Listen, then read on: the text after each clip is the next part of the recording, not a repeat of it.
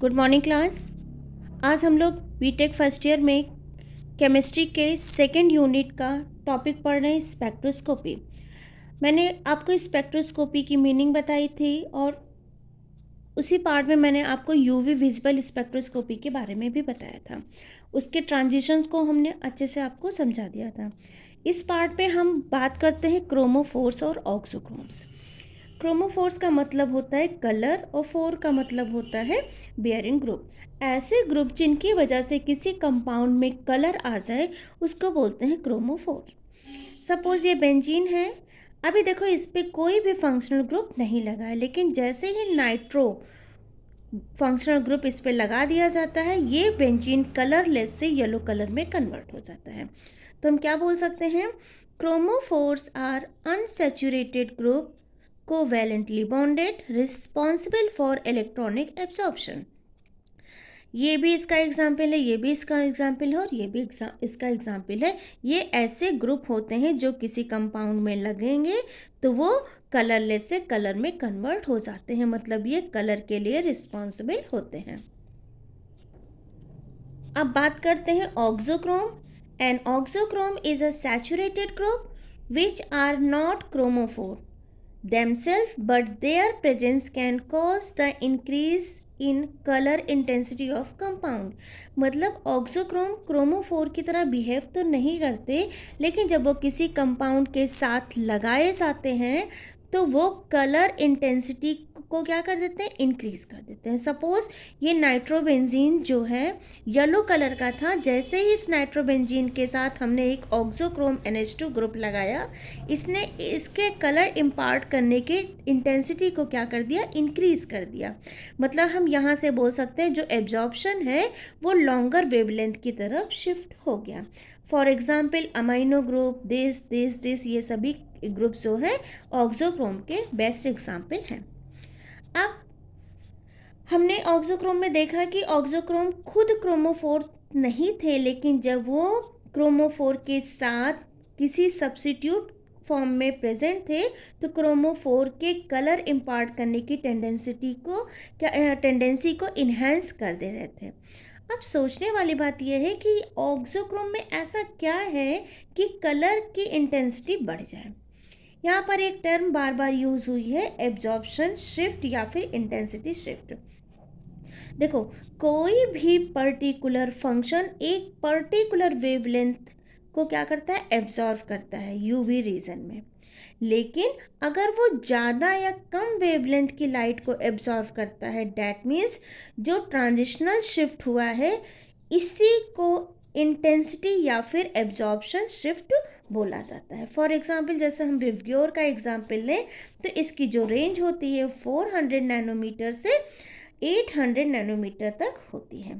ठीक, देखो मैंने क्या बताया था कि जब बेंजीन में नाइट्रो ग्रुप लगा था तो वो येलो कलर शो कर रहा था, लेकिन जैसे ही हमने उसमें एक ऑक्सोक्रोम लगाया NH2, उसके कलर इम्पार्ट करने की टेंडेंसी क्या हो गई? टेंडेंसी इन्हेंस हो गई। ठीक, यहाँ पर एब्जॉर्प्शन, अगर हम एब्जॉर्प्शन और वेवलेंथ के बीच एक ग्राफ प्लॉट करें तो देखते क्या है कि जब कोई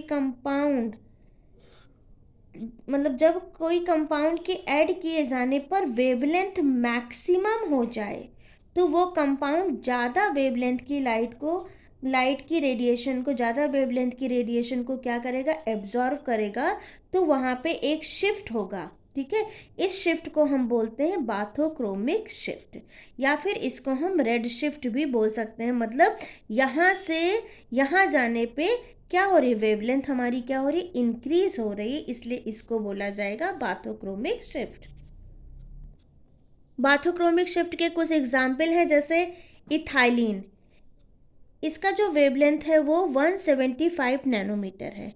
लेकिन वहीं अगर हम 1,3 ब्यूटाडाइन की बात करें तो यहाँ पे एक डबल बॉन्ड था, यहाँ 2 डबल बॉन्ड है, और 2 डबल बॉन्ड होने की वजह से इसमें प्रॉपर कॉन्जुगेशन भी हो रहा है, जिसकी वजह से ये कंपाउंड ज़्यादा वेवलेंथ की लाइट को एब्जॉर्व करेगा और बाथक्रोमिक शिफ्ट शो करेगा।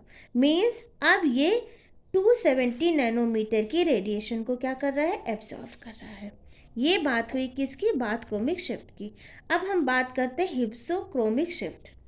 ठीक, देखो, अगर कोई फंक्शनल ग्रुप है और फंक्शनल ग्रुप कौन सा है यहाँ पे, NH2, और उसका जो एब्जॉर्प्शन है वो शॉर्टर वेवलेंथ की तरफ शिफ्ट हो जाए, मीन्स जो विवग्योर है उसमें ब्लू साइड में शिफ्ट हो जाए। मैंने आपको बताया ना, ये देखिए, इधर वेवलेंथ बढ़ रही है और इधर वेवलेंथ घट रही है, मतलब शॉर्टर वेवलेंथ की मतलब कहीं ये यहाँ पे शिफ्ट हो जाए। यहाँ पे शिफ्ट होगा तो ब्लू शिफ्ट होगा और यहाँ पे शिफ्ट होगा तो रेड शिफ्ट। अगर शॉर्टर की तरफ जा रहा है तो पीछे जाएगा। ठीक, तो वही चीज़ कहा गया है कि अगर कोई फंक्शनल ग्रुप है और उसका एब्जॉर्प्शन क्या हो रहा है, शॉर्टर वेवलेंथ की तरफ, यहाँ एब्जॉर्प्शन हाई था, यहाँ जाएंगे तो और हाई होगा और इधर जाएंगे तो कम होगा, तो शॉर्टर वेवलेंथ की तरफ शिफ्ट हो जाए, मीन्स ये ब्लू की तरफ शिफ्ट हो जाए, तो उसको हम बोलते हैं हिप्सोक्रोमिक शिफ्ट। मीन्स जब कभी भी मीडियम बदल जाए या कॉन्जुगेशन कम हो जाए तो ब्लू शिफ्ट शो करता है। हिप्सोक्रोमिक शिफ्ट का सबसे अच्छा एग्जाम्पल ये है। ठीक है, यहाँ से एक H+ प्रोटॉन अगर ऐड कर दिया जाए तो यहाँ पे इसका जो लैम्डा था, वेवलेंथ थी, वो 280 नैनोमीटर है और यहाँ पे जो लैम्डा है वो क्या है, 203 नैनोमीटर। ठीक, मतलब यहाँ पे वेवलेंथ ज़्यादा थी और यहाँ पे वेवलेंथ कम हो गई। तो अगर कम वेवलेंथ के रेडिएशन को एब्जॉर्व कर रहा है तो वो हिप्सोक्रोमिक शिफ्ट शो करेगा। इसके बाद आता है हाइपरक्रोमिक शिफ्ट। ठीक है, अब हम बात करते हैं एब्जॉर्प्शन मैक्सिमम। यहाँ पे हम लैम्डा मैक्सिमम या शॉर्टर लॉन्गर शॉर्टर की बात कर रहे थे, यहाँ पे हमने क्या लिया था, एब्जॉर्प्शन लिया था। ठीक है, तो अब हम बात करते हैं एब्जॉर्प्शन मैक्सिमम के रिस्पेक्ट में। अगर एब्जॉर्प्शन आपका मैक्सिमम होगा तो ये जो शिफ्ट है ये ऊपर की तरफ जाएगा, समझ रहे हैं। अगर एब्जॉर्प्शन आपका मैक्सिमम है तो ये शिफ्ट ऊपर की तरफ जाएगा, तो इसको हम बोलते हैं हाइपरक्रोमिक शिफ्ट। ठीक है, इसका सबसे अच्छा एग्जाम्पल्स होता है पेरिडीन। ठीक, यहाँ पे जो एब्जॉर्प्शन मैक्सिमम है वो कितना है, 2750, और यहाँ पे जो एब्जॉर्प्शन मैक्सिमम है किसके केस में, 2 मिथाइल पेरिडीन, यहाँ पे कोई सब्स्टिट्यूट ग्रुप लग गया है, तो इसका क्या हो रहा है, ये जो एब्जॉर्प्शन है वो मैक्सिमम हो जा रहा है, तो यहाँ पे ये 2 के अराउंड था, यहाँ पे ये 3 के अराउंड हो गया। लेकिन अगर वही एब्जॉर्प्शन मैक्सिमम की इंटेंसिटी डिक्रीज हो जाए, कम हो जाए, मतलब नीचे की तरफ शिफ्ट हो, तो उसको हम बोलते हैं हाइपोक्रोमिक शिफ्ट। जैसे ये बाइफिनाइल है, इसका एब्जॉर्प्शन मैक्सिमम कहाँ कितना है बाइफिनाइल का, 19,000। लेकिन वहीं अगर हमने कोई सब्स्टिट्यूएंट लगा दिया, 2 मिथाइल बाइफिनाइल की बात करें, तो इसका मैक्सिमम और इसका एब्जॉर्प्शन और भी कम हो जाएगा, वो 10,000 के अराउंड आ जाएगा। तो आई होप आपको ये चारों पांचों टॉपिक समझ में आए होंगे। केमिकल शिफ्ट क्या होता है, कितने तरह के होते हैं, ऑक्सोक्रोम क्या होते हैं, और क्रोमोफोर क्या होते हैं। Thank you.